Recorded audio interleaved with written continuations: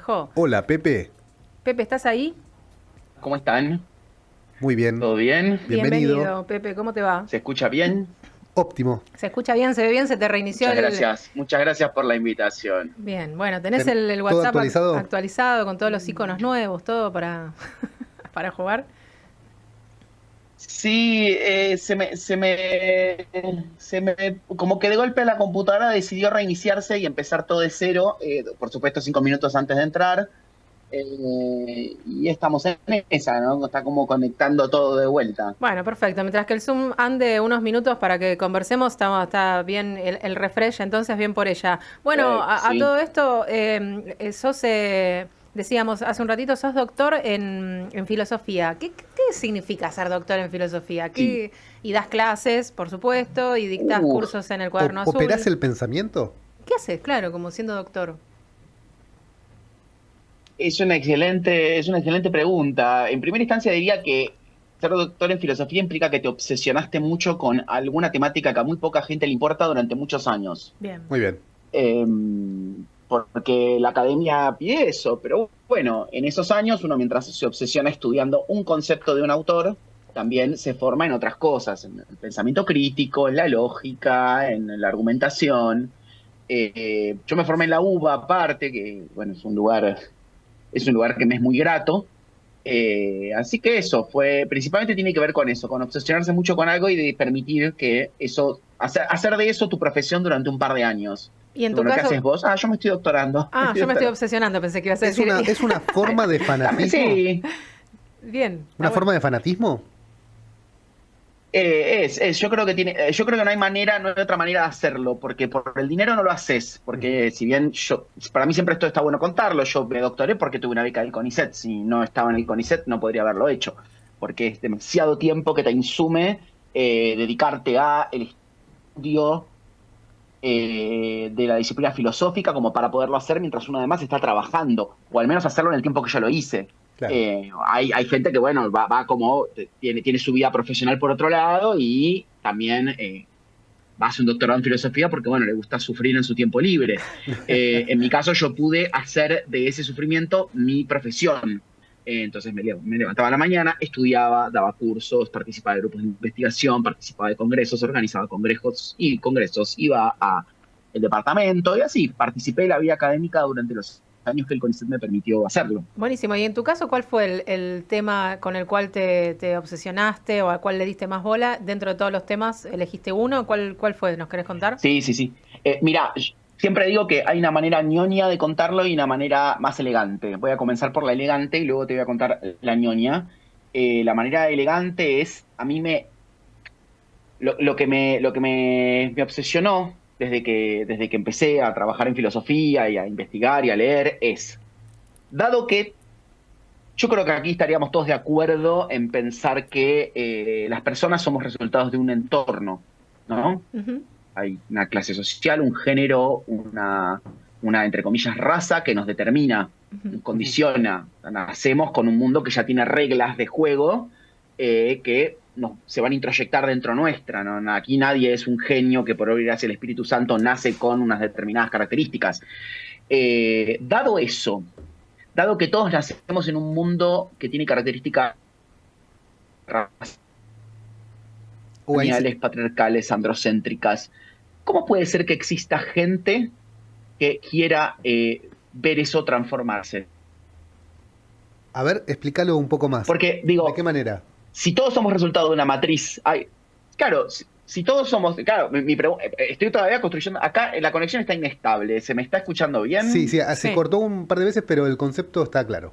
Eh, Mira, no, lo que quiero, bueno, entonces aprieto el acelerador. No, diría, justamente, estamos por lo pronto construyendo el problema, todavía no tenemos respuestas. Eso es un choreo muy lindo de la filosofía. Cuando vos me apurás y me decís, bueno, ¿y cómo? Digo, pará, estamos construyendo el problema todavía. Si a mí me criaron para ser heterosexual, cis, racista, patriarcal, colonial, etcétera, etcétera, etcétera, todos los etcéteras del mundo que marcan la cancha de cómo debemos existir y marcan la cadencia afectiva con la que nos debemos manejar, ¿cómo puede ser que haya gente que no quiera eso? ¿Cómo es posible? en algún Ok. punto es testimonio de que el crimen no es perfecto. El crimen no es perfecto y que esa mella que el mundo hace sobre nosotros no es absoluta y no es total. Que hay un resto, que hay un principio de contradicción y de ruina que ya está planteado en las propias reglas de juego. Pero, fíjate, intentar dar una respuesta sin caer en no, porque hay gente que es más inteligente. Porque eso sería que hay un sujeto libre, racional, independiente, que sabe lo que quiere y que entonces es más fuerte que las influencias del contexto y te dice, no, pará, yo no quiero ser eso, yo quiero ser otra cosa. Falso. Es por las propias reglas inconsistentes del contexto que se generan esas fallas. O al menos esa es la respuesta que a mí me gustaba ensayar. Eso, digamos, es la parte más divertida. Y como te lo contaría, la parte ñoña es, tuve que trabajar en el concepto de crítica de Michel Foucault, porque en el concepto de crítica Foucault trata este problema en particular. ¿Cómo puede ser que, acá si han leído algo de Foucault, ¿no? El autor de las prisiones, de los manicomios, ¿no? Que estudió todos esos lugares, ¿cómo puede ser que en esos lugares que determinan tanto al ser humano, el ser humano diga, para, le pongo un freno a esa maquinaria atroz que quiere que seamos de determinada manera? Ok, ese es el... Entonces ese- digo, bueno, Ahora, eso no fue un sé- poquito con No con mi sé cómo, obsesión, ahora sí. no sé cómo seguir. Yo quería Vale. hablar de tu docencia en el Cuaderno Azul, de tu libro, pero ahora con todo esto que dijiste, me llevaste para cualquier otro lado. Esto es interminable. Acá arrancamos, tenés tiempo, me imagino, ¿no? Porque acabas de abrir una puerta en la cual... para que te quedaste congelado. ¿Estás ahí o se nos cayó la No, conexión? sí, es que, ¿sabes qué? Mira, Saca la cámara si querés y No. seguimos con yo audio. Qué tengo pecado. un temita de... Sí. No, es que ¿sabes qué? ¿Sabes qué está agarrando internet desde la fuente principal y no desde el replicador? Si yo me muevo, les muestro mi cara. Claro. Ya que si yo Que me el muevo, fondo, que el fondo sea la persona cocina, mejor. que el fondo sea la cocina, Ahí no hay está, ningún claro, problema, Claro, al ¿eh? lado de la ejemplar. Mira, alacena. ahora me vine al lado del router, cosa Ahí está, del con el router, no, paquete de ahora me vine al- yerba, todo. Queremos Igual todo. muy queremos linda la Ahí va, casa, ¿eh? O ya sea, está. no hay... Tenés que, Y- tenés que comunicarte con Tix para que te haga buenas recomendaciones. Sí, después te Los pasamos repetidores no. Te pasamos un técnico para que No, vaya para es tu casa. es un karma, es un karma. Encima doy clases virtuales y esto Ah. cada tanto me pasa. Claro. No, pero es, bueno, nada, no importa. Ya está, acá estamos, ahora creo que se ve mejor, ¿no? Se ve espectacular. Se ve escucha muy bien. mejor. No, el tema más que nada, Listo, claro, es que genial. no se corte, porque quedan congeladas algunas palabras que Sí, son sí. imperdibles, que después no se recuperan, porque no... Igual dejan espacio para la reflexión, Sí, ¿no? sí, sí, Estaba estoy tratando ese de que sentido. todo... Hace un ratito Claro. estábamos hablando de Darío Zeta y del libro, de que lo vamos leyendo de a cuotas, porque a veces la cantidad de conceptos hay que ¿De qué darles libro? un tiempo de decantación. El amor es imposible. El amor es imposible, y venís vos con toda esta calidad de conceptos y quedé en la misma situación como de pausa. Mi cerebro dijo, a ver, pará, que necesito elaborar todo lo que acabo de escuchar. De una, de una.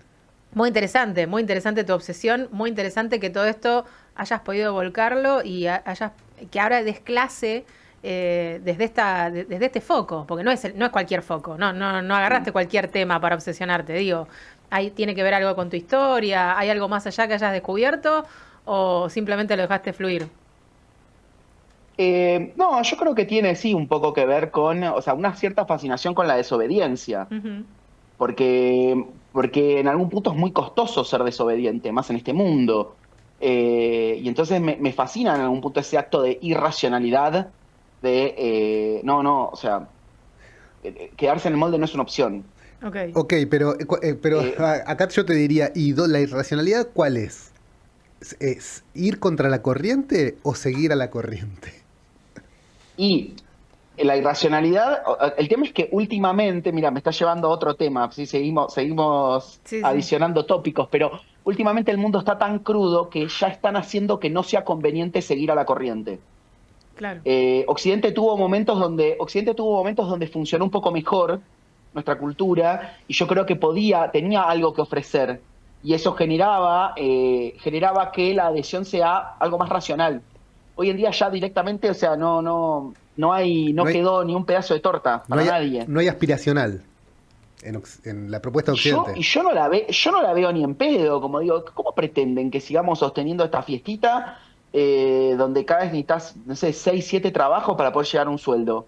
Cuando nuestros padres compraban casas siendo obreros fabriles. Hay algo que no está cerrando en esta ecuación. No está yendo bien. Así que nada, entonces volviendo a tu pregunta, que me parece muy buena y muy acertada, en contextos donde el poder se preocupa por generar hegemonía, La hegemonía simplifica adhesión, y la adhesión no es porque la gente está engañada o porque la gente es tonta. No, porque supiste repartir un poquito. Administraste esa repartija, pero la supiste repartir de alguna manera. Claro. Cuando el poder opera de esa forma y genera esa adhesión, la irracionalidad es la desobediencia. Hoy en día está siendo cada vez más irracional la obediencia. Claro. Pero porque realmente el poder está cada vez más burdo, digamos. Sí, ahora volviendo porque quiero volver a vos, sí. no quiero que nos vayamos, estamos hablando con Pepe Escacerra, que es @Pepe Escacerra, con doble S y doble R, para que te vayan a buscar, porque esto es imperdible, esto está buenísimo, pero quiero saber cuánto costo tiene para vos ser rebelde, para volver a vos, digo, está buenísimo el tema de la rebeldía, pero me interesa que vos cuentes, porque yo también en algún punto siento que tengo ciertas rebeldías y después me termino sintiendo inadaptada y eso indefectiblemente termina en una cierta soledad. ¿Vos cómo lo vivís? ¿Te autopercibís rebelde? Bueno, Pará, que se quedó pensando, lo hice pensar un segundo. No, está muy bien las dos preguntas. Yo creo que la rebeldía tiene un costo, en mi vida lo tuvo, no es interesante o no tendría por qué interesar ahora los detalles, pero sí, porque digo, no sé, asumirte homosexual inmediatamente implica recibir una carga de homofobia por parte de la sociedad que es de por vida, o sea, es un contrato de por vida que uno hace. Y digo, y no hay vuelta atrás. Claro. No hay vuelta atrás, y quizás en el caso de la sexualidad es quizás todavía más volitivo, porque digo, una persona afrodescendiente no elige su color de piel y va a sufrir racismo independientemente de lo que ella elija hacer o no hacer. En mi caso yo creo que tampoco elegí mi orientación sexual, pero sí elegí exponerla. Claro. Entonces hay una mediación volitiva en la cual yo digo, che, no pará, no es mi amigo, es mi novio. Y es esa pequeña situación micropolítica que nos sucede a todos los maricones, es una cosa que vivís con eso. Incluso si te vas un fin de semana a un lugar y te alquilás, llegás y las dos camas, ¿no? Cama matrimonial, porque estar explicando eso, por supuesto, hay muchas veces que ese hecho es simplemente una torpeza y está todo bien, pero hay veces que la situación no es tan amena. Claro. Así que sí, en ese sentido, digo, es un contrato de por vida que uno se enfrenta. Ahora, ser desobediente, yo no creo ser desobediente, creo tener algunas prácticas de desobediencia, pero de ahí a hacer de eso mi identidad y mi eje sustancial, no creo ser tener tanta épica, digamos. Ojalá la tuviera, no creo ser tan valiente, soy bastante cobarde. No das el piné, digamos, no llegas a tanto, ¿te gusta? No. Hay vidas que yo admiro mucho por su desobediencia, no es mi caso, quizás. Bueno, capaz que para el que te mira, vos porque lo vivís desde adentro, capaz que el que te mira desde afuera dice sí, ¿no? O te pone como ejemplo de desobediencia o de rebeldía, eso por ahí para tus alumnos, qué sé yo, uno nunca sabe la repercusión en el afuera. Está bueno conocer tu vivencia, por eso te lo consultábamos para conocerte un poco más. Yo estaba pensando, sí. mientras te escuchaba, Pepe, algo que me dijo un profesor el otro día en la facultad, que nos dijo en la clase, que es que vamos a la facultad en algún punto a no hacer nada para después hacer, ¿no? Por lo menos en mi carrera, y creo que filosofía también entra en esa bolsa. ¿Cuál es tu carrera? Ciencias de la comunicación. Gracias. Y me quedé pensando qué difícil esa idea hoy, donde el laburo termina como ocupando un lugar tan central y tan importante, y donde hay, situaciones económicas muy complicadas, ¿no? Qué difícil pensar en hacer algo que no sirva para nada. No sé. Absolutamente, sí. En la antigua Grecia la filosofía estaba asociada al ocio. Por supuesto, ese ocio necesario para hacer filosofía era hijo de un sistema de esclavos. Los griegos tenían esclavos, por eso podían pensar. Hoy en día se ha invertido, digamos, y digo, se podría haber generado las condiciones donde, no dependiendo de la esclavitud, existiera el ocio para poder pensar y hacer cosas. Yo creo que, porque digo, toda la perspectiva neoliberal siempre tiene como esta cosa del ajuste necesario por justificaciones económicas. El ocio es caro, es costoso. Y es falso ese argumento. Ese argumento hay que desacreditarlo enseguida. El ocio no es costoso. Costoso es no tener ocio. Eh, Hay que entender que es un objetivo cultural destruir el ocio, porque justamente es un modo de disciplinar una sociedad. Una sociedad que no tiene acceso al ocio, no tiene acceso a crear, a pensar, a tener instancias colectivas de decisión, por supuesto, es mucho más disciplinable. Ujú. Bien, interesante otra vez. Nos dejas ahí un montón de cosas que podríamos seguir indagando, pero vamos a focalizar un poco en tu novela. No sé si querés contarnos un poco al respecto. Me parece que es súper interesante. San José Dormido se llama, y habla un poco de amor, de fe. ¿Qué otras cosas vamos a encontrar en esa novela que quieras compartir un poco? Y contanos si se trasluce un poco todo esto, esta rebeldía o esta búsqueda tuya. Sí, sí, yo creo que está bastante vinculado y aparte así para que nuestra charla tenga un eje, yo creo que se puede vincular mucho. En primera instancia decir que empecé a escribir literatura también como un acto de desobediencia, porque la academia, si bien me gusta mucho la academia y es un lugar que amo mucho, tiene un sistema estandarizado de producción de textos. Es muy fácil una vez que vos encontraste la maquinita de cómo funciona un paper, producir papers. Una vez que, ojo, no es fácil entrar al lenguaje. Conozco gente que realmente no puede, que es difícil, que le queda lejos, pero una vez que encontraste la receta y la empezás a aplicar, los papers empiezan a salir. Ujú. Cuando yo ya había hecho 2 años de investigador, con beca de UBASIT tuve al principio, las becas de la UBA, y ya sabía de memoria esa receta, dije, nada, no puede ser, la escritura no puede ser solamente esto. Necesitaba otra cosa, y ahí me anoté en el cuaderno azul y me fui a estudiar con Esclar, a ver cómo se escribía literatura. Y me empecé a divertir mucho. Y me empecé a divertir, pero necesitaba en el día, bueno, hacía un ratito de paper, un ratito de texto literario, como un poquito y un poquito, como para, nada, explorar otros modos del decir, porque si no había caído en el molde ese. Eh, y bueno, y así empezó a aparecer la novela. La novela se vincula, de hecho, cuando la abrís, lo primero que te encontrás es una cita de Michel Foucault. Un poquito sobre esto que estábamos hablando, sobre esta transformación de la subjetividad. Y seguimos al protagonista. La novela es sobre una pareja gay que se ve en la circunstancia de tener que hacer cuarentena en un convento de monjas. Que es la imagen más, digamos, la imagen que yo tuve desde que apareció, me obsesioné y dije, es por acá, esta es la novela. Yo ya tenía cosas escritas sobre el protagonista, y cuando apareció el convento de monjas dije, este es el presente que necesita todo este pasado para articularse como una historia. Y es una historia de una desobediencia, porque Lucas lo pierde todo por ser gay.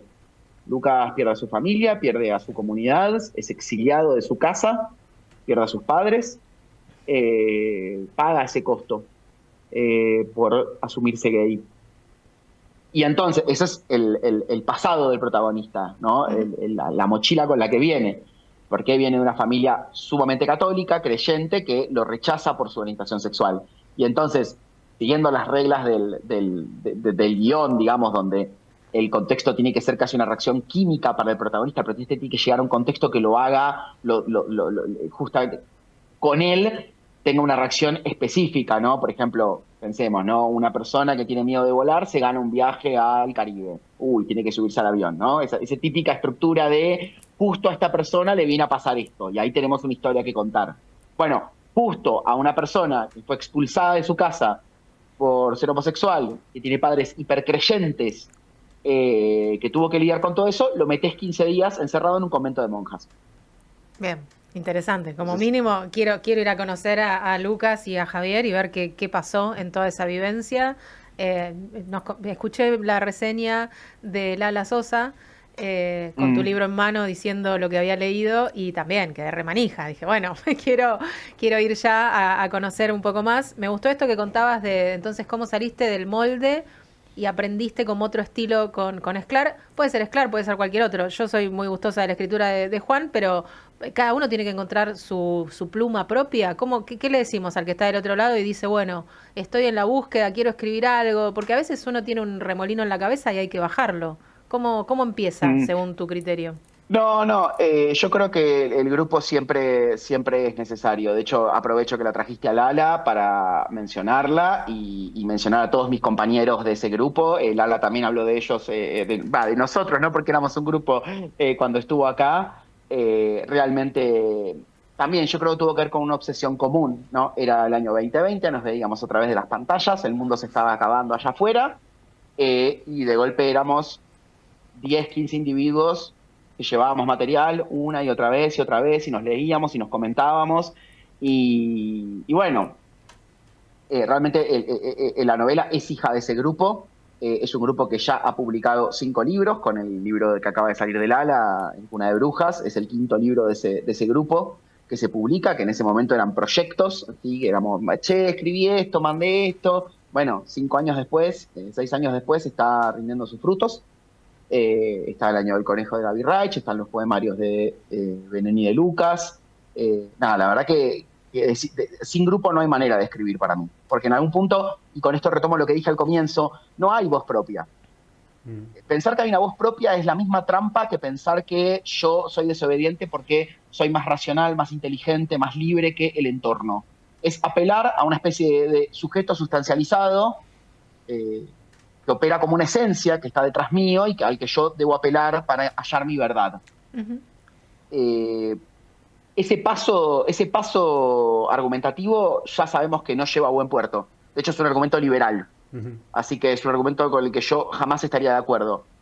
¿Por qué? Porque entiendo que el sujeto es un resultado, es un rebote de una estructura, no el punto de partida de nada. Entonces, la voz propia es un conglomerado de voces que se van sedimentando y que por el azar de la biografía llevan a que una pese más que otra.